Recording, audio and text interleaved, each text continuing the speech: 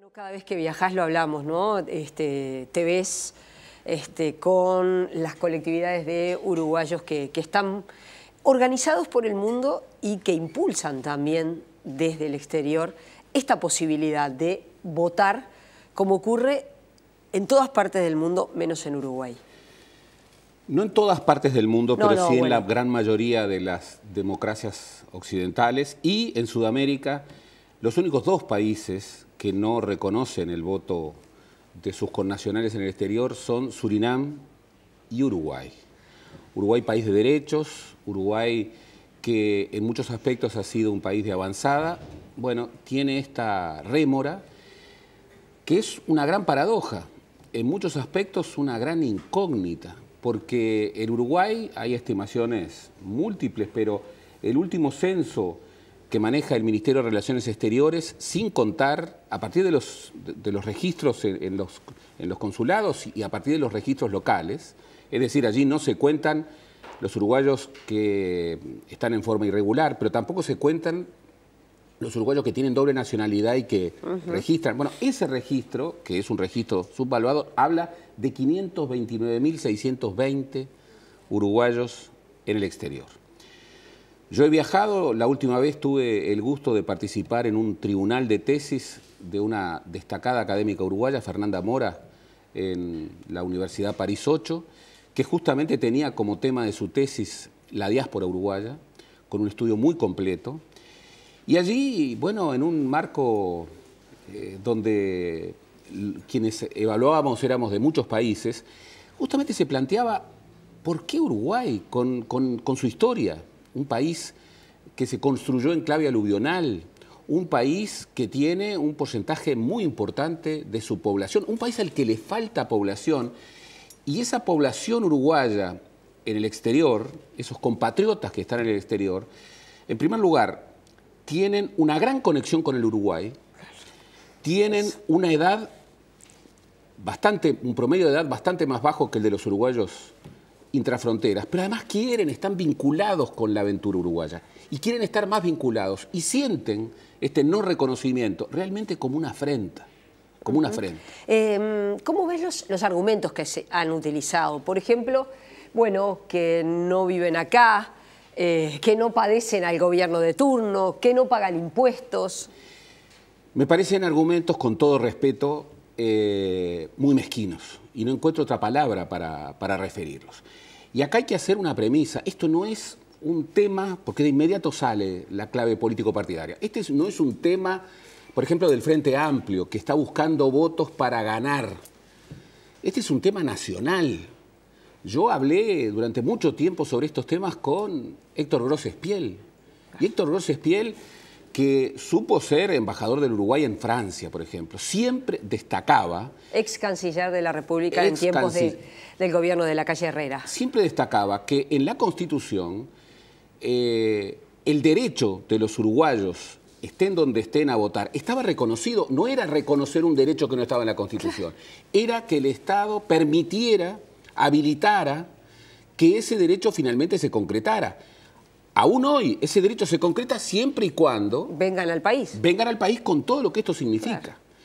El otro argumento, bueno, no pagan impuestos, como si la dimensión ciudadana estuviera dada por el pagar impuestos, una visión sumamente mercantilista, una visión que no afirma esta idea de pertenencia y de derechos que funda un concepto integral de la ciudadanía. Pero en esa dirección, y a este país al que le faltan miradas estratégicas, iniciativas de grandeza, bueno, ¿cuánto aportan los uruguayos en el exterior? Yo te iba a decir, pues si lo miramos desde el punto de vista mercantil, las remesas de los uruguayos en el exterior que vienen a nuestro país es enorme, remesas. Superiores a 100 y pico de millones de dólares las que se registran, sí, seguramente mucho mayores. Ah. El tercer origen de turismo nacional es el de connacionales uruguayos, claro, que vienen a hacer sus vacaciones acá, año a año aquí. Pero en otros intangibles, por ejemplo, lo que ha crecido la comunidad científica nacional desde sus vínculos con los uruguayos residentes en el mundo. Gerardo, y a nivel político tampoco se logra un acuerdo Allí la comisión del Frente Amplio que está trabajando estaba sondeando opiniones de legisladores de otras colectividades políticas, porque esto no debe ser de un partido. Esto no debe ser de todos los partidos. Mientras exista la presunción de que esta es una iniciativa del Frente Amplio para buscar votos, esa visión además es equivocada. Yo conozco a las colonias de uruguayos en el exterior. Y las colonias de uruguayos en el exterior, algunas provienen de gente que se exilió y después se mantuvo en esos países, pero la mayoría provienen de migraciones económicas. Sí. Y realmente la opinión está absolutamente dividida, como en el Uruguay. Y es una opinión que está muy conectada con el Uruguay. Fernanda Mora registraba más de 300.000 dispositivos, 300.000 dispositivos, 300.000 laptops, 300.000 dispositivos electrónicos vinculadas con centenares de páginas web de uruguayos en el exterior asociadas al país. Es como que uno diría, bueno, el Uruguay necesita meterse en el mundo. ¿Cuáles son recursos que son fundamentales para instruir eso? Ajá. Bueno, tiene a la mano esa diáspora, que es una diáspora estructurada, organizada y muy conectada con el Uruguay. Es una diáspora que en momentos muy difíciles para el Uruguay ha sido un ejemplo de solidaridad. La crisis del 2002, las remesas a familias con salarios deprimidos.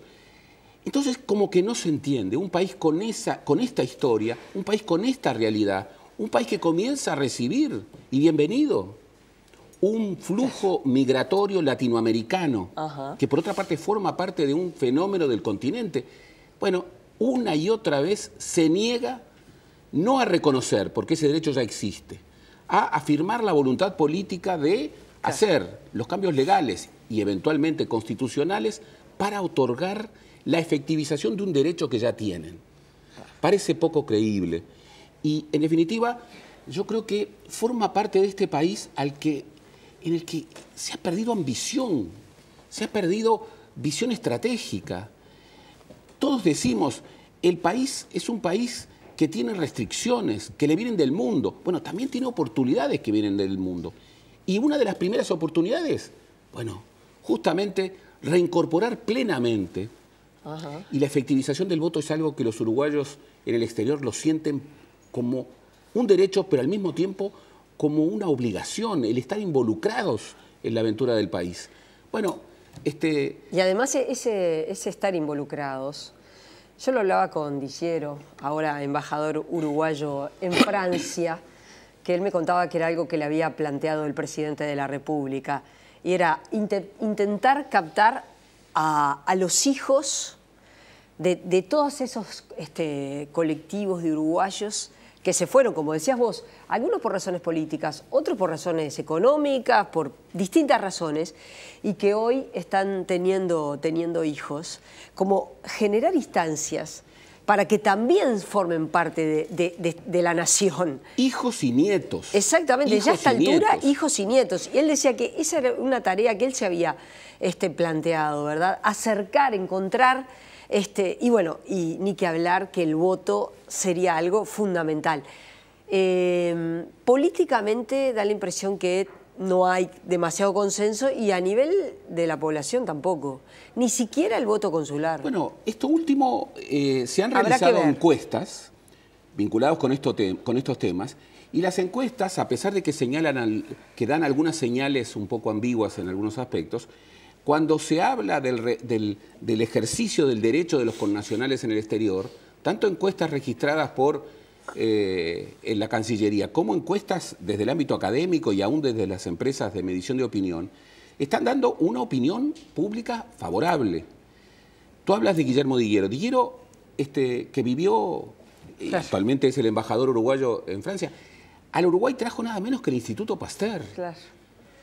El Instituto Pasteur es una de las usinas científico-técnicas más importantes que el Uruguay tiene. Lo querían muchos países latinoamericanos. Bueno, eso es un muy buen ejemplo de cómo los uruguayos de la diáspora son vectores fundamentales de una aventura uruguaya.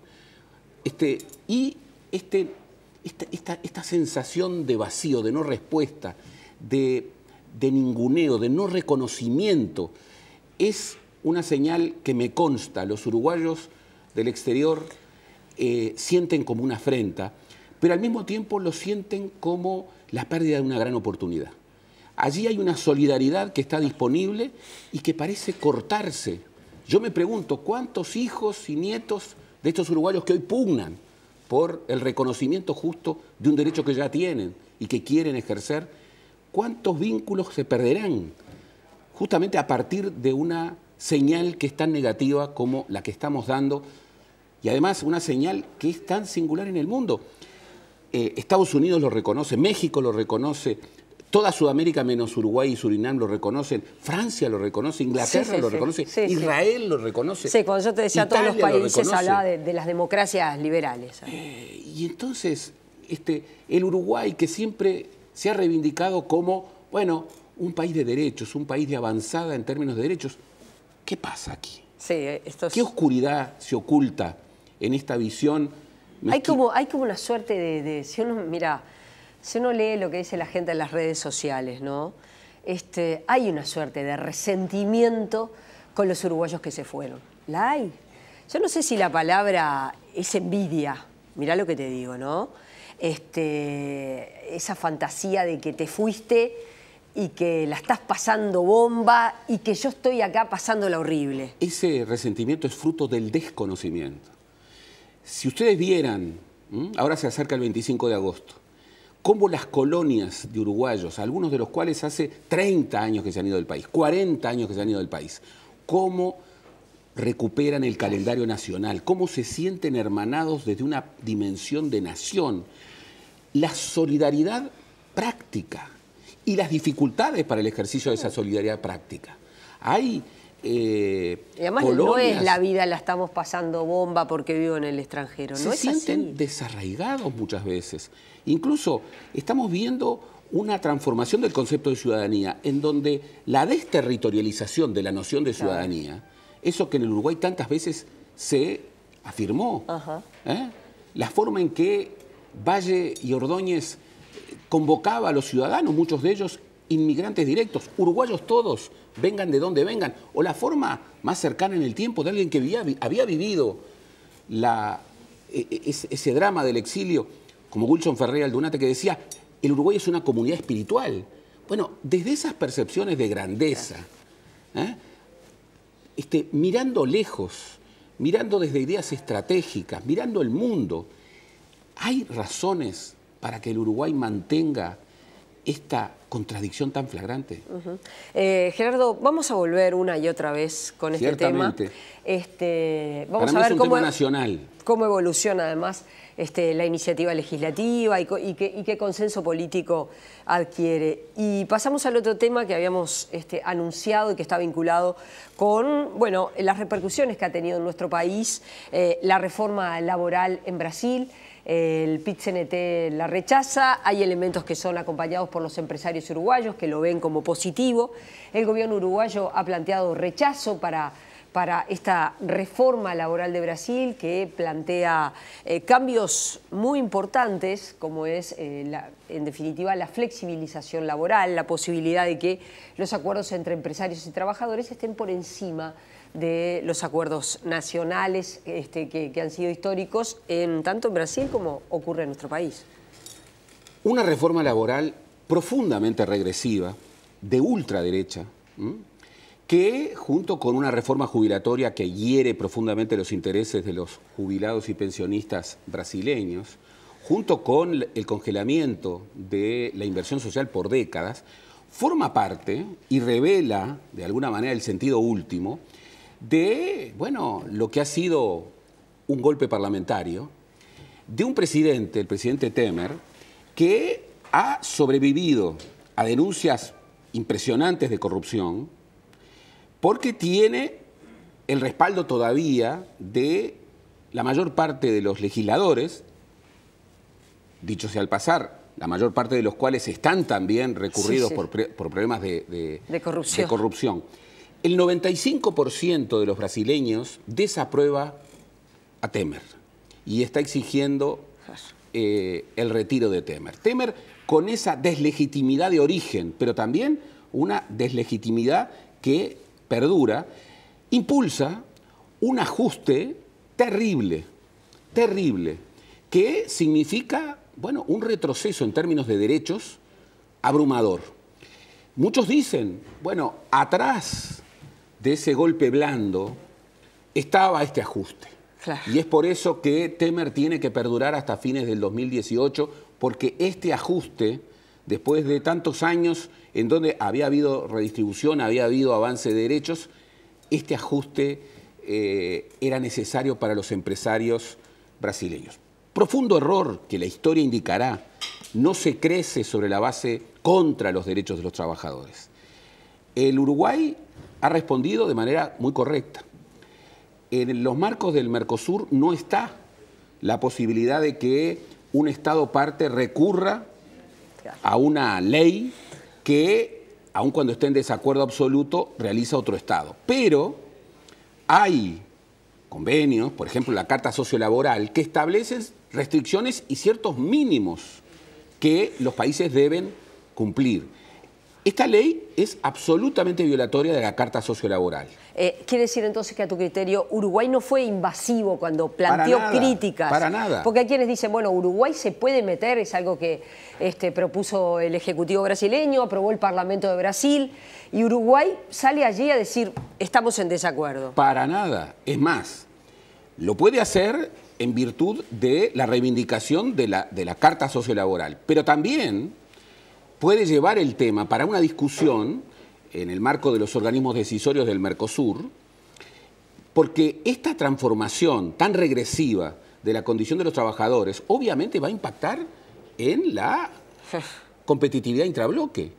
Obviamente, en esa lógica absolutamente regresiva que habilita, bueno, la violación de las normas legales que otorgan derechos a los trabajadores, que habilita el despido prácticamente por voluntad propia del empresario, que habilita que un arreglo entre un empresario y un trabajador puede saltearse los convenios entre cámaras, los convenios colectivos entre cámaras y sindicatos, un desconocimiento radical del poder de los sindicatos, pero también puede transgredir leyes nacionales. Bueno, obviamente que aquí hay una perspectiva radical de flexibilización laboral que atenta contra los derechos de los trabajadores. El ministro Murro lo dijo de manera muy correcta.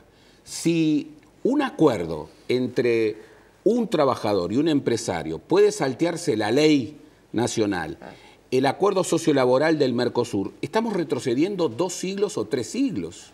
Estamos yendo, bueno, al siglo XIX. Estamos yendo a la posibilidad de que Brasil genere una situación de competencia con la producción uruguaya sustentada en la violación flagrante de esos acuerdos sociolaborales que, advirtámoslo, el organigrama del Mercosur, no con carácter decisorio, pero sí con carácter consultivo, existen organismos que representan a sindicatos y a empresarios y al tercer sector.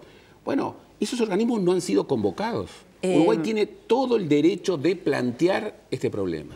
Gerardo, ¿crees que entonces ha sido una excusa de parte del gobierno de Brasil decir, bueno, como el mundo ha cambiado mucho, porque ha cambiado mucho la forma de trabajar, es necesario ingresar en esta reforma que flexibiliza la forma de trabajar? Y bueno, esta es la visión, repito, no de los empresarios modernos. Esta es la visión de los empresarios que suponen, como siempre lo han hecho los empresarios más regresivos, que para generar pleno empleo hay que desempoderar a los trabajadores, que para generar pleno empleo hay que quitarle fuerza a los sindicatos, que para emplear pleno empleo, cuanto más empleo, menos derechos para los trabajadores. Eso, en un continente en donde, por ejemplo, comienza a haber migración intracontinente muy fuerte, lo estamos viendo en Montevideo, es realmente la apertura para una vía, sobre todo a partir de la transformación profunda que se está generando en el mercado de empleo, por la vía para el trabajo esclavo. Por eso el Uruguay hace bien en plantear su discrepancia. Yo creo que esta reforma, gobierne quien gobierne en el Uruguay, no es posible, pero la causa de los trabajadores siempre, desde el origen de los sindicatos, ha sido una causa que ha trasladado a las fronteras. Por eso está muy bien que el movimiento sindical se pronuncie de manera categórica, está ayudando a un movimiento sindical hermano como es el movimiento sindical brasileño, y está muy bien que un Estado parte del Mercosur como Uruguay establezca conversaciones informales. ¿Por qué? Porque esta reforma regresiva va a afectar el intercambio comercial entre los Estados partes.